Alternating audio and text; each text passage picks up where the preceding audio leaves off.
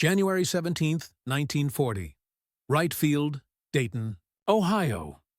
The morning air hung cold and brittle over the frozen tarmac, each breath visible in the pale winter light that filtered through layers of strategic gray clouds. Inside Hangar 7, a select group of men in heavy woolen coats gathered around a polished wooden crate, their faces illuminated by the harsh glare of overhead lamps. Among them stood 3 German scientists, guests of a nation not yet at war with their own, their expressions carefully neutral, as American officers worked the crowbar beneath the lid. The wood groaned, nails shrieked, and then silence, the kind of silence that precedes revelation. What emerged from that crate, nestled in custom-fitted foam and gleaming with the dull sheen of machined brass and optical glass, was not merely an instrument. It was a promise. It was a threat. It was the Norden Mark XV bombsight, and in that frozen moment, it represented the terrifying convergence of American industrial precision and democratic transparency that would haunt the Third Reich for 5 years of total war.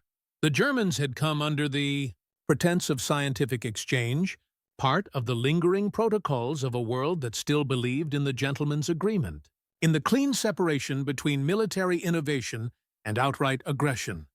Dr. Wilhelm Hoffmann, a specialist in aeronautical engineering from the Technische Hochschule in Berlin, stood closest to the device. His colleague Ernst Kessler, an optical physicist who had contributed to Zeiss range-finding systems, leaned forward with undisguised fascination. The third man, whose name American intelligence would later scrub from most official records, simply watched with the practiced stillness of someone trained to remember everything. They had arrived expecting courteous deflection, the usual dance of half-truths and obsolete equipment that nations performed for one another in peacetime. They had not expected this. They had not expected America to open the vault. The Norden Bombsight rested on its demonstration mount, like a mechanical oracle, a maze of gyroscopes and gears, mirrors and motors, all arranged with a jeweler's obsession with tolerance and fit. Light caught the beveled edges of its lenses. The device seemed to hum even in stillness, as if the potential energy of its purpose vibrated through the metal. Captain Richard Holbrook of the Army Air Corps, a man whose career had been built on the promise of precision bombardment, gestured toward the device with the pride of a father presenting his firstborn. "Gentlemen," he said, his voice carrying the flat, confident accent of the American Midwest, "you are looking at the future of strategic warfare. What you see before you is not simply an aiming device. It is a paradigm shift in the application of air power." The Germans exchanged glances. They understood paradigm shifts. Their own Luftwaffe, still drunk on the successes of blitzkrieg that existed only in planning documents and war games, believed that tactical bombing, fast, mobile, overwhelming, was the future. Precision was a luxury, a peacetime fantasy. Bombs were area weapons. You dropped them in clusters over cities, over industrial zones, over troop concentrations, and you accepted that most would miss their mark. This was the arithmetic of war as they understood it. Saturation, not accuracy. The idea that a single bomber at 20,000 feet could place a bomb within 100 feet of a target, the size of a pickle barrel. This was American optimism bordering on delusion. But then Captain Holbrook began the demonstration. The hangar lights dimmed. A projection screen flickered to life, showing reconnaissance photographs of a mock target range in the Nevada desert. A cluster of circles painted white on the dark earth, concentric rings around a center point no larger than a dining table. The footage had been shot just weeks earlier, in December of 1939, when the world was already at war, but America still clung to the fiction of neutrality. A B-17 Flying Fortress, the 4-engined Leviathan that represented the cutting edge of American bomber design, appeared in the frame. The camera angle switched to onboard footage, grainy and jerking with turbulence. Through the bombardier's window, the target appeared as a tiny speck, then a coin, then a distinguishable circle. The bombardier, his face never shown, only his hands on the Norden's controls, made minute adjustments. The gyroscopes spun, the mirrors aligned, the crosshairs settled. The bomb bay doors opened with mechanical precision, and a single practice bomb tumbled into the slipstream. The film cut to ground footage. The bomb, streamlined and finned, fell with the mathematical inevitability of Newtonian physics. It struck the center circle, the white paint exploding in a dark cloud of desert dust. The impact point less than 15 feet from the bullseye. The hangar erupted in polite applause from the American officers. The Germans did not applaud. Dr. Hoffman's jaw tightened almost imperceptibly. Ernst Kessler removed his glasses and cleaned them slowly, a gesture that bought him time to process what he had just witnessed. The third man wrote nothing down, but his eyes had not left the screen. Captain Holbrook advanced the projector. More footage, more bombs. A pattern emerged that shattered every assumption about high-altitude bombardment that European air forces had accepted as gospel. At 15,000 feet, the Norden-equipped bombers placed 60% of their practice ordnance within a 100-foot radius of the target. At 20,000 feet, the accuracy decreased only marginally.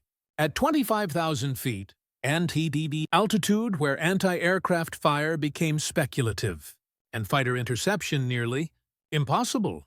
American bombardiers were still achieving hit probabilities that German systems could not match at 5,000 feet. The implications cascaded through military logic like dominoes. If you could bomb accurately from extreme altitude, you negated most ground-based defenses. If you could strike specific targets, power plants, rail junctions, factory workshops, you transformed aerial bombardment from a blunt instrument of terror into a surgical tool of industrial warfare. If you could do this reliably, repeatedly, in all weather conditions, you could dismantle an enemy's war-making capacity without ever setting foot on their soil. The film ended. The lights rose. The Germans stood in the sudden brightness like men emerging from a cave, their eyes adjusting not just to the illumination, but to a new understanding of American military capability. Captain Holbrook offered them the opportunity to examine the device more closely. Dr. Hoffman approached with the careful movements of a man inspecting a religious relic. His fingers, when he reached out to touch the brass housing, actually trembled. The engineering was exquisite. Every joint machined to tolerances that German factories, even with their vaunted precision, would struggle to replicate at scale. The gyroscopes alone represented a triumph of miniaturization and stabilization.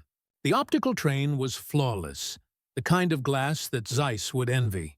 And the computational mechanism, the analog computer that continuously calculated drift, altitude, airspeed, and trajectory, integrating these variables into a single firing solution. It was a masterwork of applied mathematics rendered in gears and cams. "How many of these do you have?" Ernst Kessler asked, the question emerging before diplomatic caution could restrain it. Captain Holbrook smiled. It was not a cruel smile, but neither was it entirely kind. "We are in full production, Herr Kessler. Our industrial capacity is such that we anticipate equipping every heavy bomber in the Army Air Corps within 18 months. We are building a fleet, gentlemen, a fleet that can strike anywhere, from altitudes that render conventional defenses obsolete, with accuracy that transforms bombing from an art into a science." The word fleet hung in the cold air. The Germans understood fleets. Their Kriegsmarine was already planning the U-boat campaign that would attempt to starve Britain into submission. But this was a different kind of fleet, one that flew rather than sailed, one that carried not torpedoes, but high-explosive democracy, delivered with Presbyterian righteousness and engineers' precision. The Americans were not merely building bombers. They were building an ideology of air power, a doctrine that held that wars could be won from the stratosphere, that the moral burden of ground combat could be bypassed through technological superiority. and they were demonstrating this capability openly to potential adversaries with the calm confidence of a nation that believed its productive capacity was so vast, its technological lead so insurmountable, that even advance warning would not level the playing field. What the German scientists could not fully grasp, standing in that hangar in the isolationist America of early 1940, was the philosophical foundation beneath the hardware. The Norden Bombsight was not merely a weapon. It was the mechanical embodiment of American exceptionalism, of the belief that problems, even the problem of war, could be solved through ingenuity, investment, and the application of scientific method. It represented a nation that could afford to spend 20 years and millions of dollars perfecting a single device because precision mattered, because civilian casualties troubled the American conscience in ways that European powers, hardened by centuries of total war, found quaint. The bombsight was expensive. Each unit cost more than a luxury automobile, more than a house in a good neighborhood. But America was building them by the thousands, installing them in bombers that themselves represented staggering investments of aluminum and aviation gasoline and skilled labor. This was abundance weaponized. This was the Industrial Revolution's final form, turned toward the purpose of war with the same efficiency it had once applied to producing automobiles and refrigerators and toasters. The demonstration concluded with a tour of the maintenance procedures.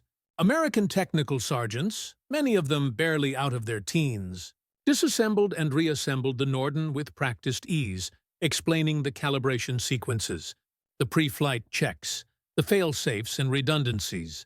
The Germans watched these boys, for they were boys, not the grizzled veterans that European air forces relied upon for such technical work, handle the sophisticated device with casual competence. This, perhaps, was more disturbing than the accuracy footage. The Americans had democratized precision. They had created systems and training programs that allowed ordinary young men from ordinary towns to operate technology that represented the pinnacle of optical and mechanical engineering.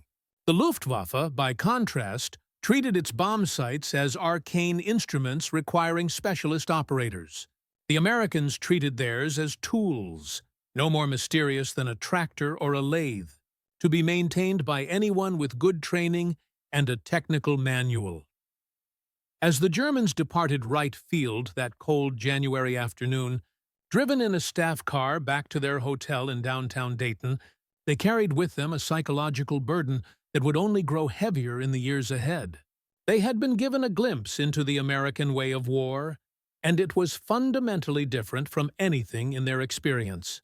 German military culture valued courage, discipline, sacrifice, the romantic ideal of the warrior facing death with stoic resolve. American military culture valued efficiency, logistics, overwhelming force applied from maximum safe distance. The Germans built beautiful aircraft, elegant killing machines that required skilled pilots to unlock their potential. The Americans built adequate aircraft in such quantities that individual quality became irrelevant, and then they equipped them with devices that let average pilots achieve extraordinary results. It was the difference between craftsmanship and mass production, between the individual hero and the industrial system, and in a total war of attrition, the system would always defeat the hero. Dr. Hoffman's report, filed through circuitous diplomatic channels back to Berlin, was a masterpiece of technical analysis married to strategic anxiety. He documented the Norden's capabilities in exhaustive detail, noting not just its accuracy, but the infrastructure that supported it, the training facilities, the maintenance protocols, the industrial supply chains that could produce such complex instruments at scale. His conclusion was stark. If war comes with America, the Luftwaffe's current doctrine of tactical bombing will be obsolete before the first engagement. They possess not merely a superior bombsight, but a superior philosophy of air power, backed by industrial capacity that we cannot match. His report was read, filed, and largely ignored. The German High Command was busy with Poland, with plans for France, with the intoxicating possibility of continental domination. America was far away, Isolated by oceans and neutrality laws, the Norden Bombsight was a curiosity, perhaps a concern for the distant future, but not an immediate threat. This was the fatal miscalculation. By the time the B-17s and B-24s began arriving in England in 1942, by the time the 8th Air Force began its daylight precision bombing campaign over occupied Europe, the theoretical demonstration at Wright Field had become apocalyptic reality. The Germans, who had conquered most of Europe through speed and surprise, found themselves facing an enemy that conquered through altitude and accuracy.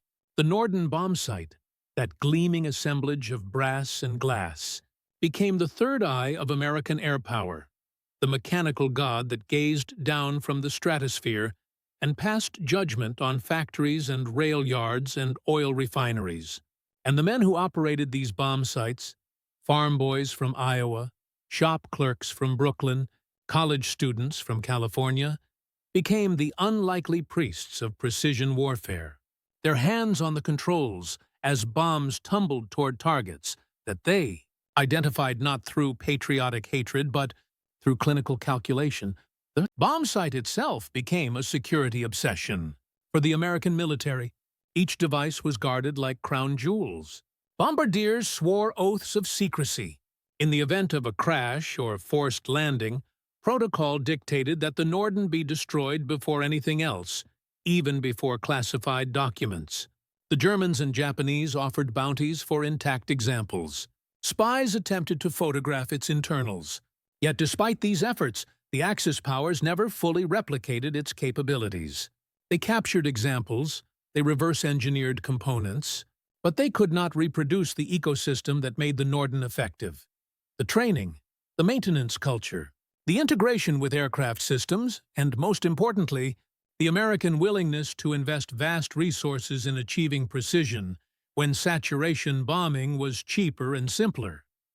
But the Norden bombsight was not perfect, and its imperfections revealed as much about American warfare as its capabilities. In practice, under combat conditions with clouds and smoke and anti-aircraft fire, and the sheer terror of flying through hostile skies, accuracy degraded significantly from the pristine test results. Demonstrated to those German scientists in 1940, studies would later show that only about 20% of bombs dropped using the Norden landed, within 1,000 feet of their intended target. This was still better than area bombing, still more accurate than any competing system, but it fell far short of the pickle barrel promises.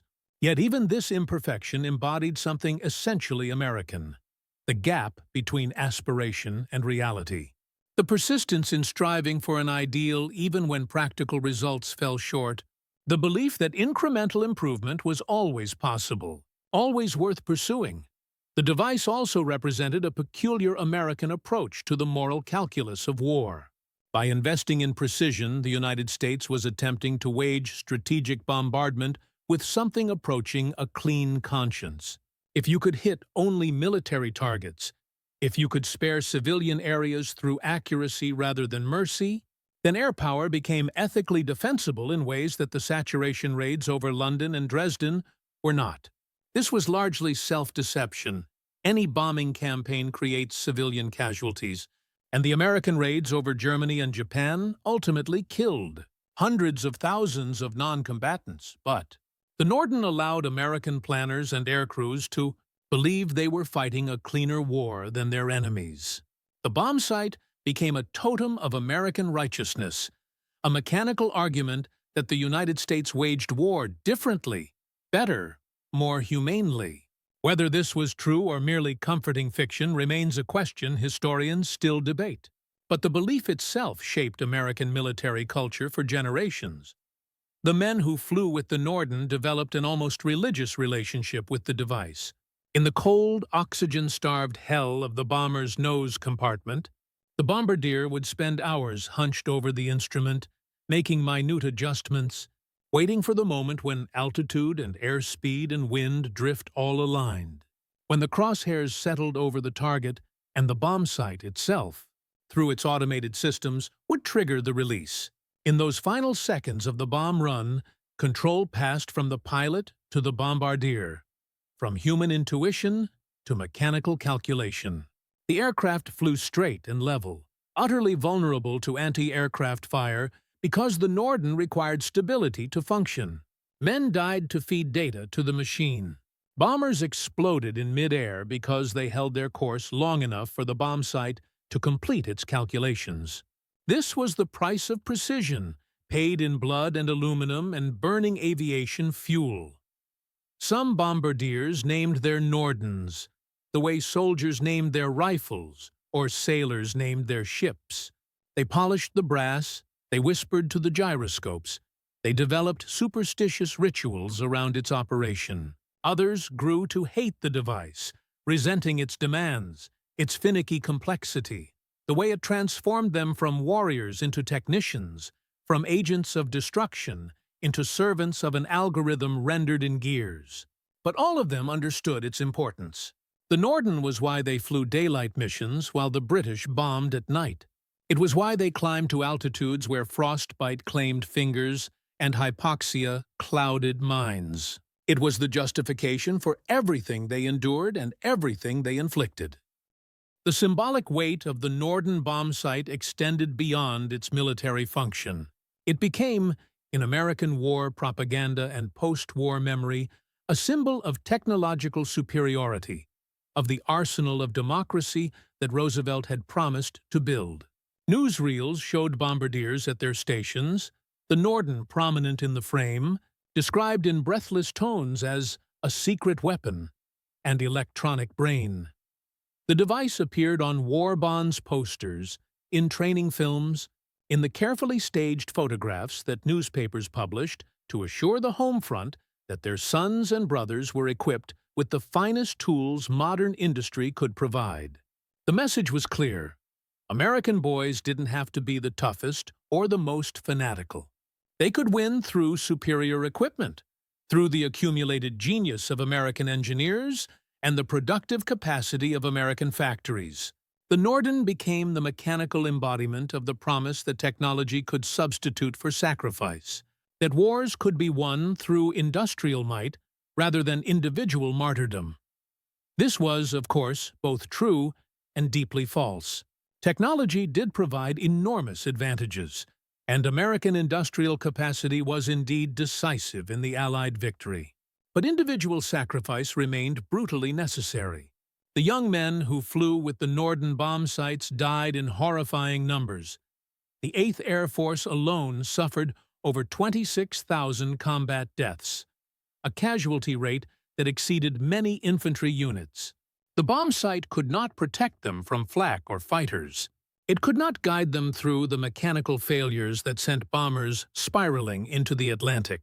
It could not comfort them as they bled out at 40 below zero in a shattered aircraft over enemy territory. The device was miraculous, but it was not magical.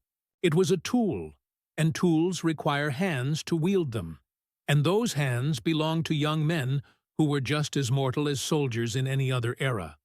Yet the mythology persisted because it served a purpose. America needed to believe that its way of war was different, more sophisticated, less barbaric than the massed infantry charges of previous conflicts. The Norden bombsight allowed that belief. It transformed the bomber offensive from an act of mass destruction into an almost surgical enterprise, from terror weapon into precision instrument. That much of this precision was illusory, that many bombs fell far from their intended targets, that entire city districts burned regardless of bombardier skill. These uncomfortable truths were subordinated to the more comforting narrative of American technological supremacy. The Norden allowed Americans to wage total war while still believing themselves civilized, to incinerate cities while maintaining moral distinction from those who did the same through different means. The German scientists who witnessed the Norden demonstration in January 1940 understood none of this emotional and ideological subtext. They saw only the technical marvel, the engineering achievement, the strategic implications. But in their failure to grasp the deeper meaning of the device, they misunderstood America itself. They saw the bombsight as a weapon when it was actually a symptom of a society that believed problems could be solved through investment and innovation, that valued precision over power, that treated war as a problem in logistics and industrial organization rather than a test of national will. The Germans built their war machine around concepts of discipline and sacrifice and ethnic superiority. The Americans built theirs around production lines and training manuals and the belief that any farm boy could learn to operate sophisticated machinery given proper instruction. These were incompatible philosophies, and when they collided in the skies over Europe, the outcome was never truly in doubt. By 1943, the Norden-equipped bombers were flying in formations of hundreds, each bombardier hunched over his own device, each aircraft carrying tons of high explosive toward German industrial targets. The escorts that protected them, P-47s and P-51s, themselves products of American engineering and mass production, flew lazy circles above, waiting for Luftwaffe interceptors that came in dwindling numbers as German fuel stocks evaporated and pilot training programs collapsed under the weight of unsustainable losses. The Third Reich, which had stunned the world with its military efficiency in 1939 and 1940, found itself overwhelmed not by superior courage or better soldiers, but by an industrial system that could absorb losses and replace them faster than the Germans could inflict casualties. Every shot down, B-17 was replaced by 3 more rolling off production lines in Seattle and Long Beach. Every lost bombardier was replaced by fresh crews graduating from training programs in Texas and Arizona. The arithmetic of attrition, once Germany's advantage against smaller European powers, had reversed. The Norden Bombsight participated in this reversal as both instrument and symbol. Each successful raid, each oil refinery burning, each ball-bearing factory reduced to rubble, each rail junction cratered, was attributed in part to the precision that the Norden enabled. Whether fully accurate or not, this attribution reinforced the American self-conception as a nation that waged war through superiority of means rather than fanaticism of purpose. The Germans had their wonder weapons too, the V-2 rocket, the Me-262 jet fighter, various technical marvels that demonstrated engineering brilliance.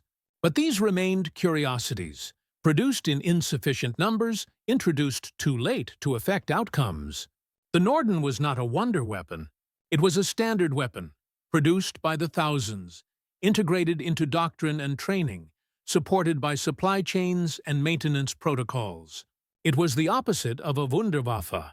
It was the mundane made miraculous through sheer scale of deployment. As the war ground toward its conclusion, as American bombers ranged over German skies with near impunity, the Norden bombsight began to seem almost quaint. By 1945, with German air defenses shattered and the Luftwaffe reduced to scattered remnants, precision became less important than tonnage. The distinction between tactical and strategic targets blurred, then disappeared. Cities were bombed not because they contained specific military infrastructure, but because they contained people who worked in factories, who supported the war effort, who simply existed as part of the enemy nation. The careful calculations of the Norden, the painstaking attempts at precision, gave way to saturation raids that more closely resembled the area bombing that the British had practiced all along. Dresden burned, Hamburg burned, Berlin burned, and American bombardiers, their Norden bombsights dutifully calculating impact points, participated in this burning with the same mechanical efficiency they had once applied to bombing submarine pens and aircraft factories. This transformation from precision instrument to participant in mass destruction complicated the Norden's legacy. It could no longer serve as simple symbol of American technological virtue when it had guided bombs onto civilian populations in firestorms that killed tens of thousands in single nights. The device had not changed. The war had changed. The limits of precision had been reached and then exceeded, not through technical failure, but through strategic choice. When victory required it, when the calculus of ending the war quickly outweighed the moral burden of civilian casualties, the Americans abandoned precision and embraced obliteration. The Norden remained in the bombardier's station, still calculating, still aligning crosshairs, but now guiding weapons toward entire cities rather than specific factories within them. The machine kept working. The men who operated it kept flying. But something had shifted in the relationship between means and ends, between technical capability and moral restraint. In the Pacific Theater, this shift became even more stark. Japanese cities, built largely of wood and paper, burned with terrifying efficiency under incendiary attack. The Norden bombsights on B-29 superfortresses calculated the optimal release points for loads of jellied gasoline that would create firestorms consuming entire urban districts. Tokyo burned in a single night in March 1945, with casualties exceeding those of Hiroshima or Nagasaki months later. The bombsights performed exactly as designed, providing the precision that American doctrine demanded, but precision in the service of conflagration. The device could not distinguish between military and civilian targets. It simply calculated trajectory, accounted for wind and altitude, and triggered release at the optimal moment. What happened after that? The spreading fire, the collapsed shelters, the civilians burned or suffocated or crushed, was beyond its optical and mechanical comprehension. And then came the atomic bombs, the final and most terrible application of American air power in World War II. The Enola Gay carried a Norden bombsight. The bombardier, Major Thomas Farabee, used the device to aim the most destructive weapon ever used in warfare up to that point. The bomb fell, guided only by gravity and the calculations of the Norden, and detonated above Hiroshima with a force that redefined warfare itself. 3 days later, another Norden, another bombardier, another city erased in atomic fire. The precision the device provided, the ability to place the bombs at their optimal detonation altitude above the city centers, ensured maximum destruction. The Norden, designed to minimize civilian casualties through accuracy, had become the instrument of civilian annihilation. This was not the device's fault. Machines have no morality. But it marked the complete transformation of the bombsight's purpose, from humanitarian precision instrument to enabler of apocalypse. In the years after the war, the Norden bombsight faded from public consciousness with remarkable speed. The atomic age had arrived, and precision bombing seemed almost quaint when a single bomb could destroy an entire city. The B-29s and B-17s went to salvage yards or museums. The bombardiers came home, took off their uniforms, and tried to forget the cold and the fear and the burning cities below. The Nordens themselves, those intricate assemblies of brass and glass, ended up in warehouses and surplus stores, their secrets no longer secret, their capabilities superseded by guided missiles and radar bombing and eventually satellite-guided munitions. The device that had once represented the cutting edge of military technology became an antique, a curiosity, a reminder of the brief window in history when human hands still guided bombs to their targets, when precision required not computer algorithms, but mechanical calculation and skilled operation. But for those German scientists who witnessed the demonstration in January 1940, for those men who stood in the cold hangar at Wright Field and watched American bombs fall with impossible accuracy on desert targets, the Norden bombsight remained a symbol of something larger and more troubling. They had been shown, with almost cruel transparency, the shape of their future defeat. They had been given a preview of American military capability and the philosophy behind it, the belief that wars could be won through production and technology rather than sacrifice and will. They had seen the face of the arsenal of democracy before that arsenal was fully mobilized, and they had understood, in that moment, that their own nation's advantages in training and experience and tactical sophistication would eventually be ground down by sheer material superiority. Dr. Hoffman died in 1944, killed in an Allied air raid on Berlin, the bombs that took his life possibly guided by the very system he had studied 4 years earlier. Ernst Kessler survived the war and spent decades in quiet obscurity in West Germany. His pre-war experiences with American technology never widely known. His expertise in optics redirected toward peaceful applications.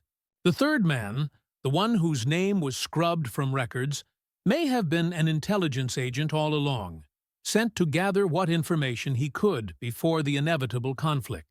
His fate remains unknown, lost in the chaos that consumed Germany in its final years. The bomb site itself persists in museums now, behind glass, with explanatory plaques that describe its technical specifications and historical importance. Visitors walk past, occasionally pausing to read about circular error, probable and gyroscopic stabilization. But the device's real significance cannot be captured in specifications. It was never just about accuracy. It was about the American belief that wars should be won efficiently, that technological superiority could substitute for human sacrifice, that even in the terrible business of mass destruction, precision mattered. It was about a nation that could afford to spend millions perfecting a single instrument, because waste troubled the American conscience almost as much as defeat. It was about the democratization of sophisticated technology, the training programs that turned ordinary young men into operators of extraordinarily complex machines.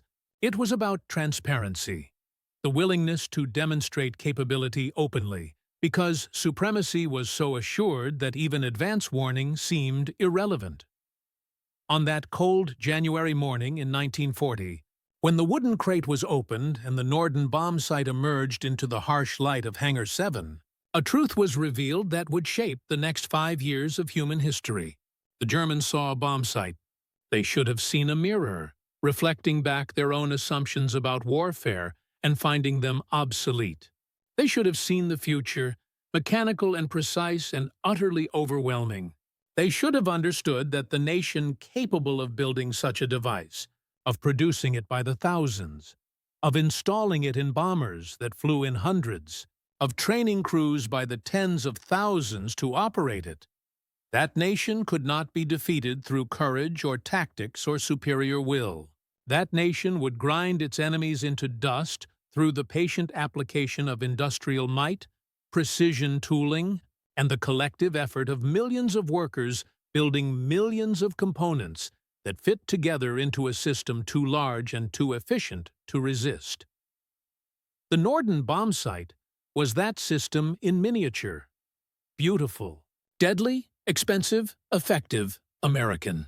It was the mechanical incarnation of a philosophy that would define warfare for generations.